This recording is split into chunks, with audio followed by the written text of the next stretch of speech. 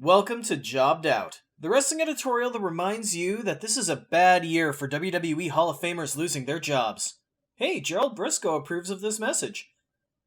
Money, money, money, money, money. Now I know you hate these hot sauce videos. Well, good news, this is the last one. With all the turmoil going on in the States, to the point where the Middle East is about to get ready and come together to try to solve peace in the USA, my buddy Dan, host of Hot Sauce Done Quick, has stumbled on some hot sauces themed around WWE Hall of Famer Donald Trump. Now, I'm not going to get into my political opinion of Trump, you can go to my Twitter for that, but let's take a look at a couple of these sauces with a brief history of the Trumpster in the WWE. How's it going, everybody? Jimmy the Freak of Jobbed Out with good friend Dan from Hot Sauce Done Quick. Now, we know how much you loved the last bunch of hot sauces that we tried, all 30 of you who actually watched the things, which we appreciate. Always. Well, Dan came across some real gems leading up to the November American federal election that seemed appropriate to give a try to because we're talking about a WWE Hall of Famer here. Really? We are. We are talking about good old Donnie Drumpf himself. I have never heard of this man. Donnie. Never heard of him, eh? Donnie T, Trumpty Dumpty. Well, what else do they call him on here? Never heard of him. I don't know who he is. Wonderful toupee. So we're going to try a couple of these things, and the thing about Trump is he was one of the celebrity inductees, which normally gets shit on in the Hall of Fame because it features such amazing names as Drew Carey.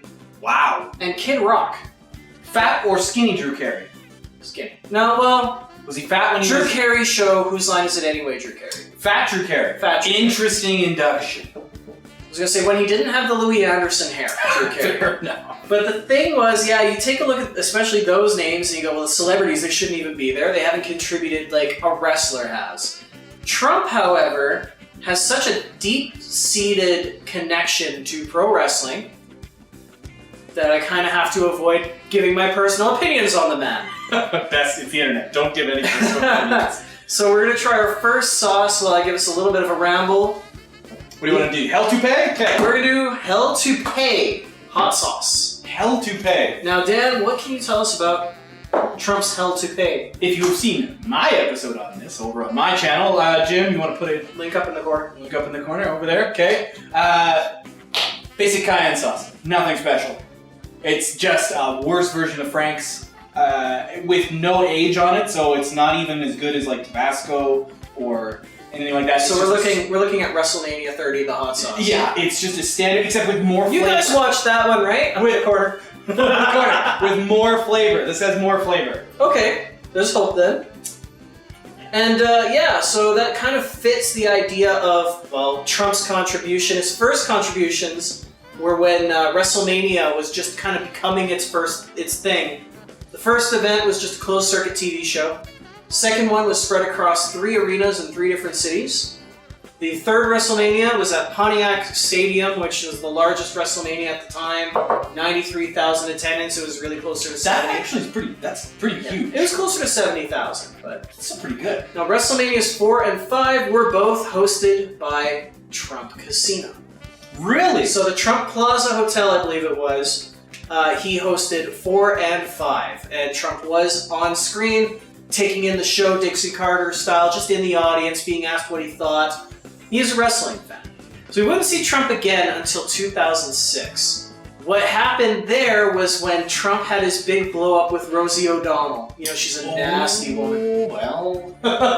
McMahon, ever the capitalist and the capitalizer, decided to hire 2 indie wrestlers, one to dress up as Trump, one to dress up as Rosie, for one of the worst comedy wrestling matches you've ever seen on Monday Night Raw. Come on, Patty!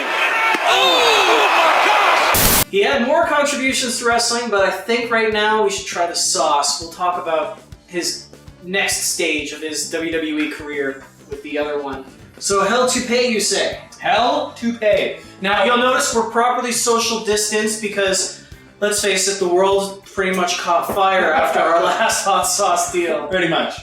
So yeah. I will say this. I don't believe in Trump's history he has ever said that he's a hot sauce fan. I know the guy's wacko for ketchup. He loves it. On his steak? On everything. On his fried chicken? On everything. Alright, so there's some hope for the viscosity of that. Look at that. No, it's pretty thin. It's just the bottle. Yeah, the bottle mouth is pretty low. But if you look at it, like this one is super thin. Let's see if I can do that. Kind of water. Well, yeah, it's very. You can see it's actually clear and see-through. Okay, long distance cheers. Salute. See what I tell you? It's weak Tabasco. Yeah. Well, it doesn't have the maturity of the age. But I can't even compare that to like a Frank's Louisiana. Yeah. No. Tastes. Yeah, I mean, I would use that in place of like black pepper. It's a perfect table. So if you know what a table sauce is, nice and vinegary, cuts through a lot of fat. That's that. I hope they used a license for this because this cost a whopping $12.95 Canadian. Feel like you're probably better off getting Tabasco. Way overpaid. Get Tabasco. It's so much better. Or Frank's. Anything. Any cayenne pepper sauce. This is expensive only because it has that guy's mug on it. That's it. It's another good old crossover taste test with hot sauce done quick and jobbed out. Haha! Switch it up. As retaliation for a comedy skit that involved a Donald Trump impersonator, Trump, in kayfabe, was so terrified, so disgusted, he personally challenged Vince McMahon. I'm here to challenge you to a match in WrestleMania. What? They ended up not having the match themselves. They picked representatives. And to show you how big a fan of pro wrestling product Donald Trump was, after Vince McMahon picked his Samoan bulldozer Umaga, Donald Trump picked future Bellator wrestler Bobby Lashley, or Bobby Lindsay. Really? Got the name wrong. He's not good with names. Not good with names. Really not good with names. Not good with them. Cut to all the other times. Which is a shame. It's a shame because after he became president, names were his thing. Sleepy Joe, Crooked Hillary. What was the one for Cruz? Lying Ted. Yeah, Lying Ted, and then there was McCain. I don't remember what that one was. It's hard to insult an Air Force vet, though. It's true. Well, the match was hair versus hair, which Trump's Bobby Lindsay won. So Vince McMahon was shaved bald because ain't nobody messing. Nobody's messing with that quad. Well, that's Hillary. Nobody's messing ain't with nobody that. messing with that. Yeah. Now, Trump did return later on that year, now as Vince McMahon's ally. And this is where it gets beautiful, okay? Donald Trump purchased Monday Night Raw. Really? He purchased Raw. All right. And he was going to do things Vince McMahon didn't have the balls to do. The first Raw, I believe, was 3 hours long, and it was commercial free. No ads would be run through the entire episode of Raw.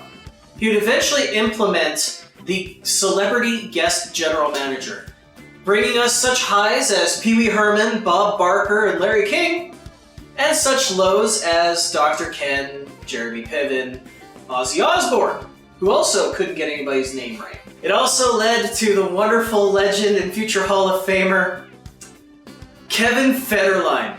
No! 2-0 beat John Cena in two one-on-one matches. Federline? K-Fed beat John Cena. I understand that Cena was going for the Federline look, but Jesus! That I'm gonna have to go into more detail on in a future job now, but for now, and I just need to express this before we open up this sauce, because again, the amazing bit of Trump buying Raw. They released a press release about Trump buying Monday Night Raw from Vince McMahon, which caused WWE stocks to plummet 7% in 3 hours' time. The likes of which we've never had in the history of the stock market, which to me means jobs. After that, of course, they have to release a joint press release saying, by the way, that first one was storyline. Oops. In story, Trump then sold Raw back to Vince McMahon the next week for double. Collected his tidy profit because he's a fantastic businessman. Best businessman. And he didn't bankrupt it, so good for him. You won one. You won one. You only owned it for a day, but that's Trump vodka, you won that one. You only lost them 7%. Oh my god. It's, Christ. He was eventually brought into the WWE Hall of Fame and then became president. Second president to be in a Pro Wrestling Hall of Fame, by the way. Who's the first? Abraham Lincoln.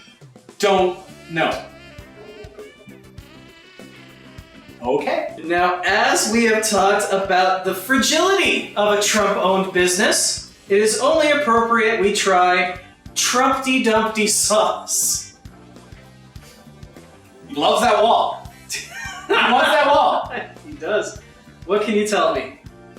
I can tell you that is essentially just like everything else, but So- sweeter. Is it possible that they've gone full Simpsons on us and every meal just came from the same vat? Yeah, possibly. It's no Duff Brewery Duff Blueberry, if you want to do a Simpsons reference. Oh, I like this. Yeah, it smells pretty sweet. To give an idea, and I grew up in a Portuguese household, my grandmother would make like fermented red pepper paste and like rub it on everything, on chicken, on beef, on potatoes. Yeah.